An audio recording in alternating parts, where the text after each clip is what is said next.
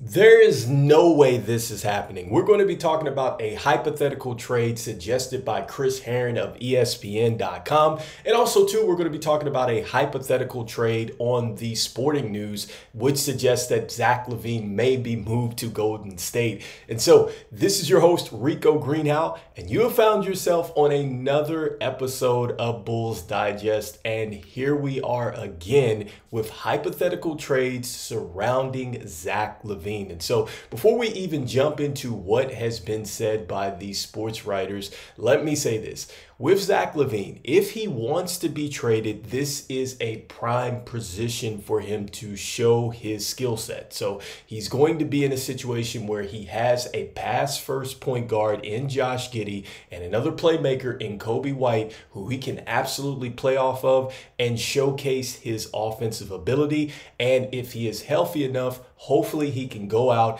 and then go and correct some of these defensive deficiencies that he has shown in the past, making sure that he is not falling asleep on the defensive end and contributing there. Then he absolutely turns into an asset that a team is going to want to go out and get. And the good news for the Chicago Bulls is if that does happen, hopefully they are not going to attach an asset to move Zach LaVine. And so with that being said, I think that there are just a couple teams that would even be interested in Zach LaVine. And as far as a category, it has to be teams that, A, you feel like you are a contender. By adding Zach LaVine, he is going to help you win a title.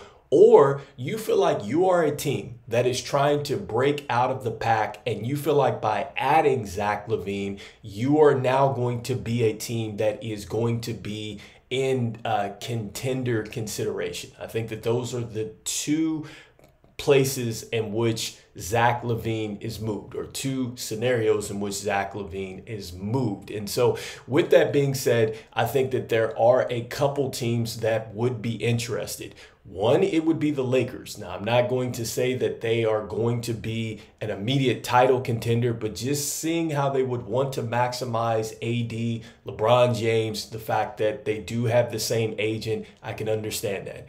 With the Los Angeles Clippers, I get it because James Harden is there. You no longer have Paul George, who you lost for absolutely nothing in free agency. And then now you have Kawhi Leonard, who has the inflammation in his knee. I think that this might be far worse than it's reported. There is a real chance that he could miss some time to start the season. And you're not sure what type of player you're going to get back. They're headed into a new arena. Obviously, there's a lot of pressure there, and they want to go out and they want to win and try to maximize this championship window, which I think is perhaps closed. But a player like Zach LaVine maybe helps you get there. And for both of those teams that I've mentioned, the issue is that they are in the apron, or the tax apron. So they're really going to be strapped with how they make this deal work. The money is going to have to match up. The roster spaces would have to match up. And there's so many different things that would have to happen in order for Zach LaVine to be moved. And that's considering, too, that the Chicago Bulls would get some type of assets back because they have stated they are not sending anything away. And so that leads me to these particular pieces, which I think are just absolutely not happening. And this comes on the heels of what Chris Herron had to say. We'll start there. And he talks about 7 players to watch. And he's talking about a Zach LaVine for a Ben Simmons deal. And I think that this is absolutely not going to happen. And here's the reason why. When you look at it, the Nets are in a situation where they have just made a ton of deals to get draft capital in order to go ahead and rebuild their team.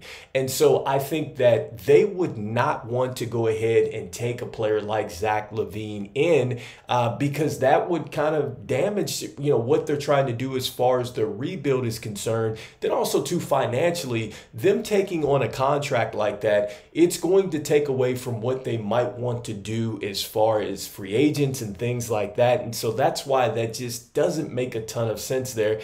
And, if the Brooklyn Nets are wanting to tank, then that doesn't make sense. And so for the Chicago Bulls, it makes sense for them because, yes, we are getting rid of a contract. Obviously, that would open up some space for us and things like that. But we are not going to send an asset over to the Brooklyn Nets in order for them to get Zach LaVine, who clearly I think is the better player out of the two right now.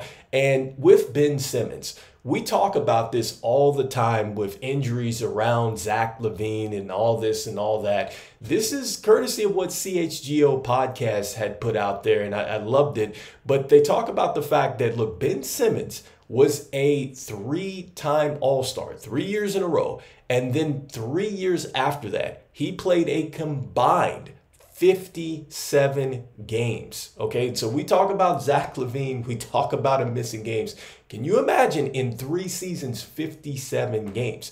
Now, I hope that Ben Simmons eventually figures it out and he starts to play again, but I just don't think that this would make any sense for us, and I don't think that the Brooklyn Nets are going to help us out here in the Eastern Conference, especially since they are trying to probably gain some more draft capital and then really take advantage of this upcoming draft class. And so that is why I think that this is just nonsense. It's not going to happen. So next we are going to look at a deal that was put out there by the Sporting News, and it suggests that perhaps that the Golden State Warriors might be interested in going out and getting Zach LaVine. And so in this particular deal, they were saying that it would be Andrew Wiggins, it would be Gary Payton II, and then also to Jonathan Kuminga, okay, for Zach LaVine.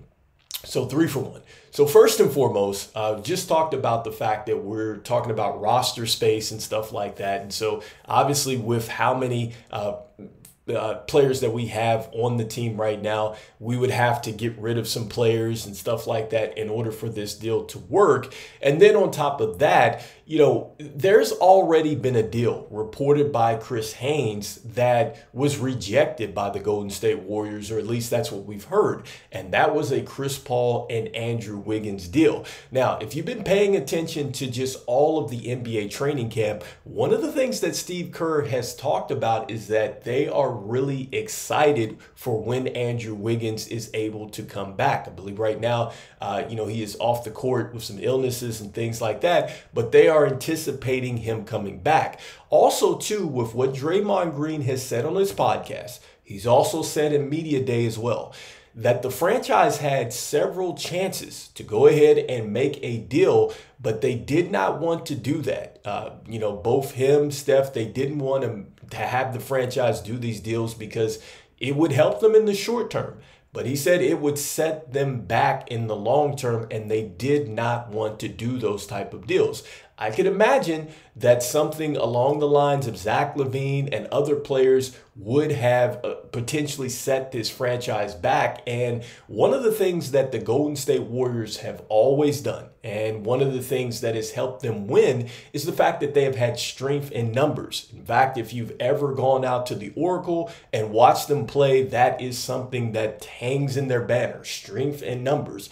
I couldn't imagine that they would give up some of their young pieces in order to go all in with Zach LaVine, and that may not be enough to get them out of the West. So I think that this would be absolutely ridiculous for the Golden State Warriors to do this deal. Now, am I intrigued with Jonathan Kuminga? Yes, I am. I think that Jonathan Kuminga could be a player that you look at down the line like Manas Buzelis, and you say to yourself, this was one of the better players to ever play for the G League Ignite. And so I get that. He has shown some promise in this last season, up to about 16 points a game. But one of the things that you have to look at now, that is, if you trade for him, he is headed into a contract year. We also have a contract year coming up with Josh Giddey. Then we have some other stuff coming up with Kobe White, and then also to Ayo Dosunmu. So you would have to ask yourself, Is this something that is going to be worth the commitment?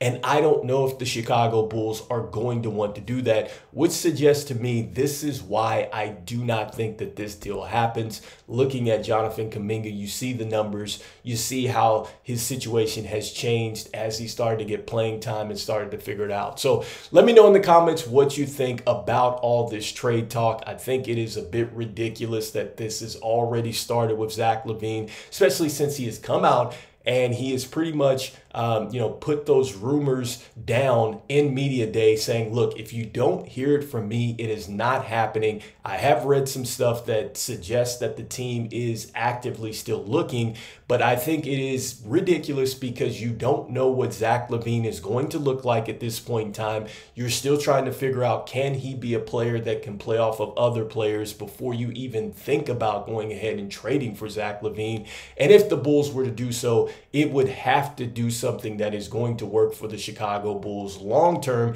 It can't be something where they're just putting an asset and attaching it just to get rid of Zach LaVine. So let me know in the comments what you're thinking about these current hypothetical trades. Do you think that Zach LaVine is going to be moved for either of these players that I've suggested that has come up into these articles, or is this completely ridiculous? So anyway, let me know. I just want to thank everybody for liking, subscribing, and watching the videos. Want to let you know that 64.2% of you that watch are not subscribed. Make sure you go ahead and slam dunk on that subscribe button as we try to reach 5,000 subscribers before the NBA season starts. And even though we are talking about these nonsense hypothetical trades, and we haven't even played a game yet, a preseason game yet, I'm saying go Bulls, and I'll see you in the next one. Peace.